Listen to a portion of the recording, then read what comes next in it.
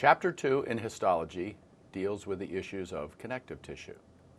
Connective tissue fundamentally is a complex tissue that consists of multiple different kinds of either permanent residents, frequent guests, or frequent visitor cells that are embedded in a matrix known as ground substance. Connective tissue, as we'll see, can be classified in several ways.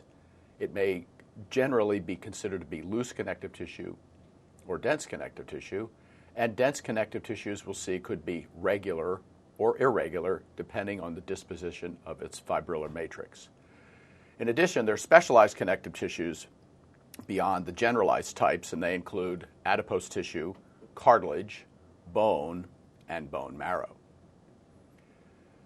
Permanent resident or support cells that are characteristic of a connective tissue include fibroblasts, which differentiate into fibrocytes, myofibroblasts, which have ultrastructural features that are shared by fibroblasts as well as smooth muscle cells, osteoblasts and their derivatives inside bone, and adipocytes.